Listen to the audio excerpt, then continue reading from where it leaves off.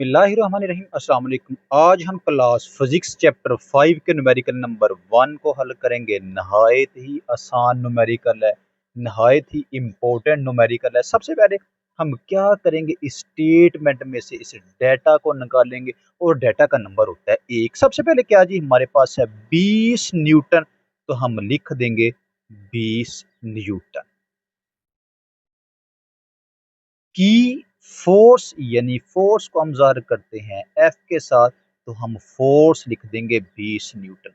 अगर लिखा हुआ है 60 डिग्री तो लिख देंगे जी 60 डिग्री। के जाविया, जाविया को हम ज़ाहिर करते हैं थीटे के साथ, यानी कि थीटा हमारे पास आ गया है 60 डिग्री। पर अमल करती हुई एक बुक को 3 मीटर तक खींचती है, यानी कि बुक को एक जगह से दूसरी जगह पर 3 मीटर तक लेकर जाती है। तो ये फासला तय करती है, कितना फासला, 3 मीटर। तो फासले को हम ज़ाहिर करते हैं डी के साथ। तो डी कितना है जी, डी है हमारे पास 3 मीटर तक खींचती है। ये कितना वर्क करती है, यानी कि हमने मालूम करना है। इसका डब्ल्यू मालूम करेंगे, यानी कि वर्क मालूम करेंगे। याद रखें, जब हमारे पास फोर्स हो, हमारे पास एंगल हो, हमारे पास फासला हो और हमारे पास डब्ल्यू हो, तो हमारे पास वर्क का फॉर्मूला होता है डब्ल्यू।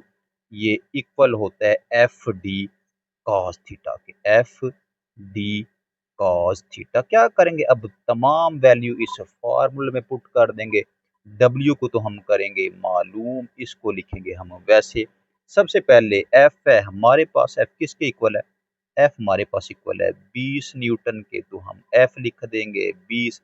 आगे हमारे पास है डी, यानी कि डिस्टेंस, फासला। फासला इक्वल है हमारे पास 3 के, हम 3 लिख देंगे। आगे हमारे पास है कॉस, तो कॉस लिख देंगे। आगे डिग, एंगल है यानी कि थीटा, और थीटा किसके इक्वल है, थीटा इक्वल है हमारे पास 60 डिग्री के। हमने क्या किया, एफ की जगह पर 20 लिख दी है, एफ डी की जगह पर उसकी वैल्यू 3 लिख दी है, कॉस वैसे लिख दी है। आगे हमारे पास आ गया 60 तो डिग्री वैसे। अब क्या करेंगे जी, 20 को जरब करेंगे 3 के साथ। अगर हम कैलकुलेटर की मदद से 20 को 3 के साथ जरब करें, 20 3 बार, ये हमारे पास होता है जी 60। आगे हमने क्या मालूम करना है, आगे हमने मालूम करना है कॉस 60, तो हम कैलकुलेटर की मदद से मालूम करेंगे। सबसे पहले हम क्या करेंगे, सबसे पहले हम बटन दबाएंगे कॉस का, तो ये बटन कॉस का, तो कॉस दबाएंगे। उसके बाद 60, तो हम दबा देंगे 60। कॉस 60 किसके इक्वल होता है जी, कॉस 60 इक्वल होता है 0.5 के, यानी कॉस 60 की जगह पर हम लिख देंगे 0.5। तो ये हमारे पास cos 60 की वैल्यू आ जाएगी 0.5। अब हमने क्या करना है, हमने 60 को मल्टीप्लाई कर देना है 0.5 के साथ। कैलकुलेटर की मदद से 60 को ज़रब कर देंगे 0.5 के साथ, तो ये हमारे पास आंसर इसका आ जाएगा। इसका आंसर हमारे पास आ गया जी 30।